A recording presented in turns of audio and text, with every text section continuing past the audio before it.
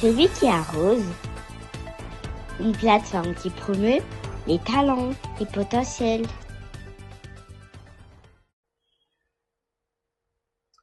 Shalom, shalom bien-aimés dans le Seigneur. Je vous salue au nom de notre Seigneur et Sauveur Jésus-Christ.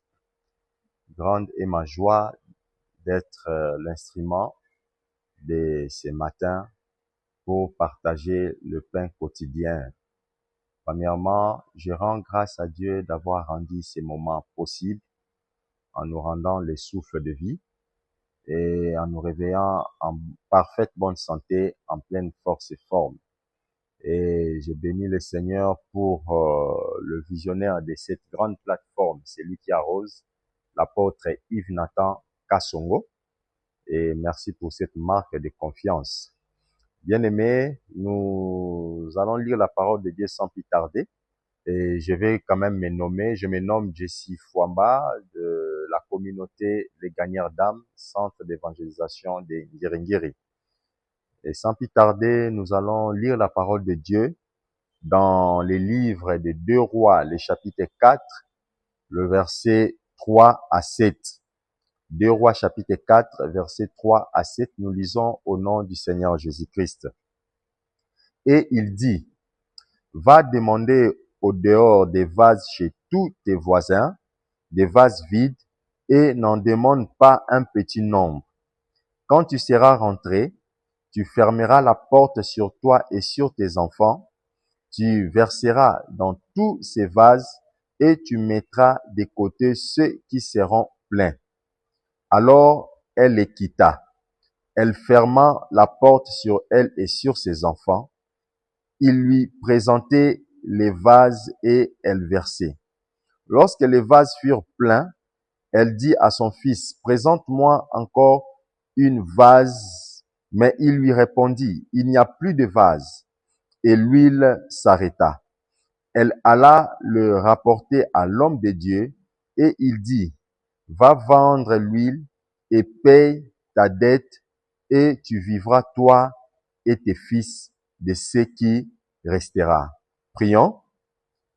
Tendre Père, nous te rendons grâce pour cette portion de l'Écriture. Impacte, Yahweh, cette parole afin que, en retour, cette parole puisse impacter la vie de ton peuple.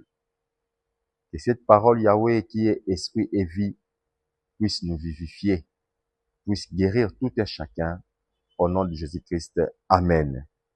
Bien-aimés, nous allons aborder un thème intitulé « Le miracle est dans ta maison ». Nous venons de lire ces textes bibliques de 2 Rois 4, 3 à 7. Bien-aimés dans le Seigneur, il existe des saisons où Dieu ne nous envoie pas chercher la solution ailleurs, mais il nous pousse à regarder à l'intérieur. Nous cherchons souvent la réponse au loin, mais Dieu dit aujourd'hui, le miracle est déjà dans ta maison. La maison ici symbolise ta vie dans ta maison. La maison ici symbolise ta vie, ton cœur, ta foi, ta famille, tes ressources intérieures. Souvent, nous méprisons ce que nous avons parce que Dieu aime commencer par ce qui semble petit pour manifester ce qui est grand, bien-aimé. Nous venons de lire, nous voyons comment qu'est-ce que le prophète Élisée a demandé à la femme. Qu'est-ce que tu as? Et pour une petite histoire, il s'agissait bien de l'un des fils des prophètes qui est décédé et qui a laissé des dettes. Pendant qu'il était en vie, il a contracté des dettes. Et il s'est fait que le propriétaire venait maintenant déranger sa femme qui avait 3 fils et voulait faire de ses 3 fils des esclaves. Et cette femme a couru chez le prophète Élisée pour lui annoncer le problème qu'elle vivait.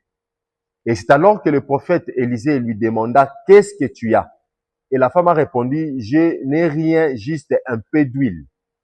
Et il a reçu la recommandation auprès de l'homme de Dieu, le prophète Élisée, qui lui a dit d'aller emprunter des vases chez ses voisins et d'en prendre une grande quantité. Alors, donc, c'est-à-dire un bon nombre. Alors, pour donner vite quelques petites définitions, et ce sont des définitions prophétiques, ce ne sont pas du tout trop intellectuelles. S'il faut définir le miracle c'est l'intervention soudaine, surnaturelle et inattendue de Dieu qui transforme une situation désespérée en témoignage. Alors, la maison prophétiquement représente ta sphère de vie, ton intérieur, ton foyer, ton ministère, ton potentiel. L'huile dans la parole symbolise l'onction du Saint-Esprit, la présence divine, la provision spirituelle qui multiplie ce qui paraît petit. Les vases, ce sont les capacités que Dieu te demande de préparer pour recevoir ce qu'il veut verser dans ta vie. Et enfin, la confiance envers le prophète, c'est la foi appliquée à la parole parlée de Dieu. Elle attire le miracle dans le lieu où tu te tiens. Voilà, bien-aimés dans le Seigneur, nous allons juste développer quelques points. Ces définitions nous permettront de mieux comprendre notre développement. Nous devons savoir d'abord premièrement que le miracle commence par une parole révélée. Alors, le prophète Élisée lui demande d'abord, que puis-je faire pour toi? Dis-moi, qu'as-tu à la maison? C'est au verset 2. Alors, chaque miracle débute par une parole divine. Dieu ne multiplie pas le vide. Il multiplie ce qui obéit. La parole du prophète fut la clé qui activa la multiplication. Quand tu honores la voix de Dieu, tu ouvres la porte du surnaturel. Quand nous nous approchons de Dieu et que nous voulons la solution à un problème quelconque, attendons-nous aussi à respecter l'instruction. Moi, je dirais que les gens veulent la bénédiction, mais ils ne veulent pas obéir à ce qui attire la bénédiction. Quand nous avons besoin d'une solution, sache qu'il y a toujours des principes à obéir, à respecter, qui va attirer ce dont nous avons besoin. C'est pareil avec la femme. La femme a couru auprès de l'homme de Dieu pour lui exposer la situation. Et l'homme de Dieu, à son tour, voulait savoir qu'est-ce que la femme avait. Bien aimé, le miracle ne peut pas provenir au hasard. Amen. Ça commence toujours quelque part et ça s'active par une parole. Deuxièmement, sache que ce que tu méprises peut être le point de départ de ton miracle.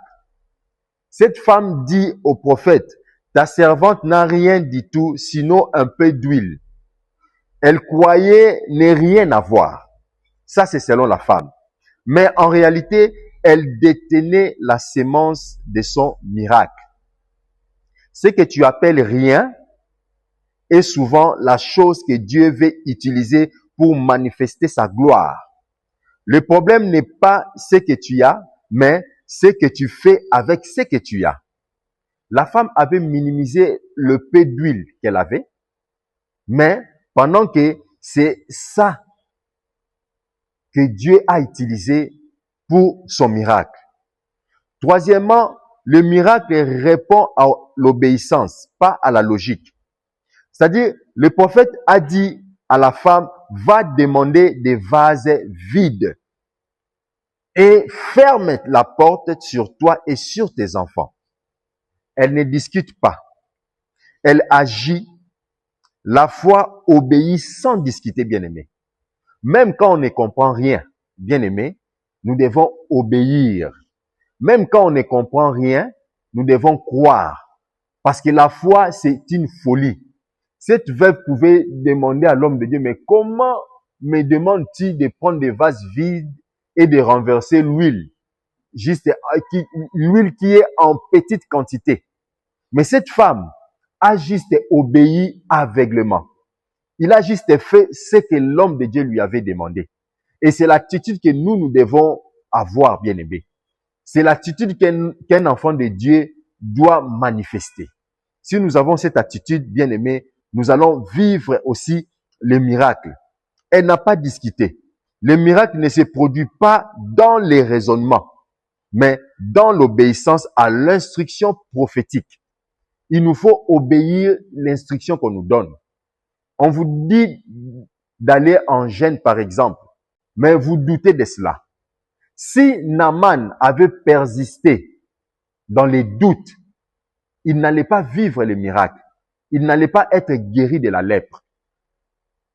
Si la veuve de Sarepta, plus loin, avec le prophète Élie, avait douté, avait discuté de l'instruction de l'homme de Dieu, il n'allait pas vivre le miracle. Et je crois bien qu'il allait mourir, elle et son fils. Mais parce qu'elle a obéi aveuglément, elle n'avait qu'un petit poignet de farine et un peu d'huile. Et elle s'attendait à faire les gâteaux, manger et mourir avec son fils. Mais il n'avait pas discuté. Quatrièmement, la multiplication dépend de ta préparation. Et la Bible dit, et elle versa, et le vase se remplit. Tant qu'il y avait des vases bien-aimés, l'huile coulait. Le vase représente tes capacités, tes attentes, ta foi, ton espace intérieur. Dieu ne verse jamais au-delà de ce que tu es prêt à recevoir. Prépare plus de vases et tu verras plus de gloire. Dieu ne peut pas te donner au-delà des récipients que tu as. C'est-à-dire, Dieu se limite à notre connaissance. Quand tu vas au-delà, Dieu aussi multiplie. Là où tu te limites, Dieu aussi se limite là. Ne limitons pas Dieu par rapport à nos connaissances. Parce que Dieu est au-delà de nos connaissances. Tout dépend de nous. Tout dépend de notre préparation. Tout dépend de notre capacité. C'est alors que Dieu va agir. Alors, pour finir, les miracles glorifient Dieu et restaurent la dignité. La Bible dit, le prophète dit à la femme, va, vends l'huile, paye ta dette et vis du reste. Le miracle ne fit pas seulement une délivrance, mais nous voyons que le miracle fit aussi une restauration. Dieu ne fait pas des demi-miracles. Il change ton histoire pour que ton témoignage parle. Là où tu avais honte, tu chanteras la gloire de Dieu. Amen, bien-aimé. Pour conclure, bien-aimé, Dieu veut te rappeler aujourd'hui, tu n'es pas vide. Tu es porteur de quelque chose. Ne méprise pas ce qui te reste, car c'est à partir de ce reste que le Seigneur veut faire éclater sa gloire. Le miracle n'est pas à l'extérieur, il est dans ta maison, dans ta foi, dans ton obéissance, dans ta sémence, dans ta prière et dans ta confiance.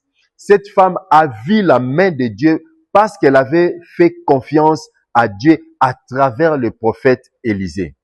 Toi aussi, lorsque tu choisis de croire la parole que Dieu t'adresse par son serviteur, tu actives le fleuve du surnaturel. Aujourd'hui, Dieu te dit, la parole que Dieu t'adresse par son serviteur, tu actives le fleuve du surnaturel. Aujourd'hui, Dieu te dit, ne cherche plus loin, regarde autour de toi. Dieu te dit, je suis prêt à multiplier ton peu. Ferme la porte à la peur, ferme la porte au doute, ferme la porte aux inquiétudes. Ouvre juste ton cœur à la foi. Prépare tes vases, verse ton huile, car le même Dieu d'Élisée est ici. Et il te dit, le miracle est dans ta maison. Que Dieu vous bénisse et que Dieu multiplie le paix que vous avez au nom de Jésus-Christ. Amen.